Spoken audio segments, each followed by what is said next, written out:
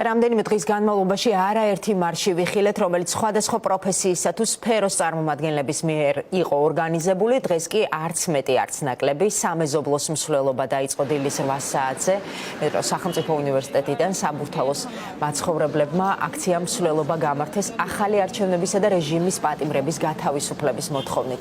მოქალაქეები ევროკავშირისა და საქართველოს დროშებით შეიკრიბნენ და საბურთალოს ტერიტორიაზე რამდენიმე ქუჩაზე მსვლელობას აწყობენ. აქციის მონაწილეებმა ყველას პროტესტისკენ მოუწოდეს. მარში ტაფებით, ქვაბებითა და ჩამჩებით მარი წაქაძე პროტესტის ხმას გაგვაგონებს.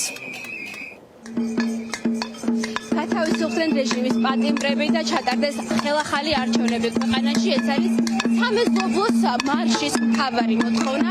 აქ შეიკრიბნენ საბურთალოს მაცხოვრებლები და ისინი ითხოვენ ხელისუფლებისგან, ეგრეთ წოდებული ხელისუფლებისგან, ქართული ოცნებისგან, რომ გაათავისუფლონ პატიმრები, დაკავებული პატიმრები, ადამიანები, რომლებსაც იგზავნეს სასტიკად ძალოვანი სტრუქტურის წარმომადგენლებმა. ჩვენ შეგვიძლია გავესაუბროთ უშუალოდ აქ მოქალაქეებს. ეკატერინე სხიპლაძეა ჩემთან ერთად, აქციის ერთ-ერთი მონაწილე. ელზოში ავი რეჟიმია არის მისი, ასე რომ ვთქვათ, ბანერი, უფრო მეტი რომ გითხრათ მსვლელობის შესახებ. დიახ, ძალიან მნიშვნელოვანია, რომ ჩვენს არალეგიტიმურ ხელისუფლებას გავაგონოთ მეტი ხმა და ეს ხმა არ ისმოდეს მხოლოდ თბილისის ცენტრალური ადგილებიდან, არამედ ისმოდეს უბნებიდან და დღეს სამეზობლოს მსვლელობის არსიც ეს არის, რომ ჩვენ გვინდა საბურთალოზე ხალხს კიდევ ერთხელ შევახსენოთ, რომ ამ ხელისუფლებას ყავს რეჟიმის პატიმრები, რომლებიც უკანონოდ იმყოფებიან დღეს საშალახსვლების დაწესებულებაში და ვითხოვთ მათ გათავისუფლებას და ასევე ვითხოვთ არჩევნებს, რაც არის ერთ-ერთი მნიშვნელოვანი პირობა, რომ ის ძალადობა, ტერორი და დევნა, რაც დღეს ხელისუფლებას აქვს თავისი ხალხის მიმართ, დასრულდეს და ჩვენ ყოველდღიურ რეჟიმში ხედავთ, როგორი ძალადობრივია ეს რეჟიმი საკუთარი ხალხის მიმართ და არ უსმენს ხალხს. და სწორედ ამიტომ გვინდა, რომ ხალხს უფრო მეტად უსმენდეს. ძალიან დიდი მადლობა, თქვენ უსმენდით ეკატერინე სხიპლაძეს, მე გაჩვენებთ კადრს.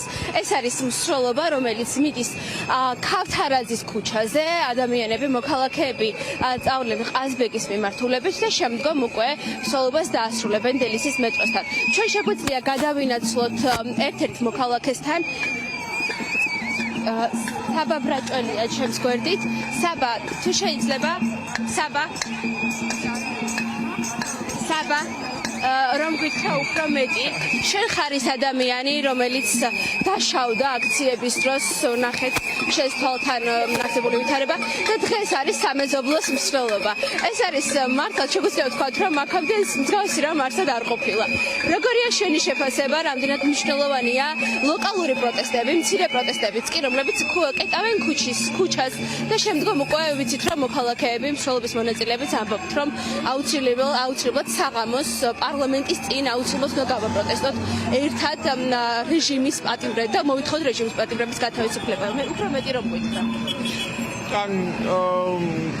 საღამოსაც რა თქმა უნდა იქ ვიქნებით პარლამენტთან, ეხა უბრალოდ სამეზობლოს აქცია პოლიტკოვსკაიადან და სხვაებიც იმედია შემოგვიერთდებიან. კარგია მართლა დილით გასეირნება ცალკე და თან ერთმანეთის გაცნობა და ასე შემდეგ, მოკლედ იმედია სხვაებიც შემოგვიერთდებიან.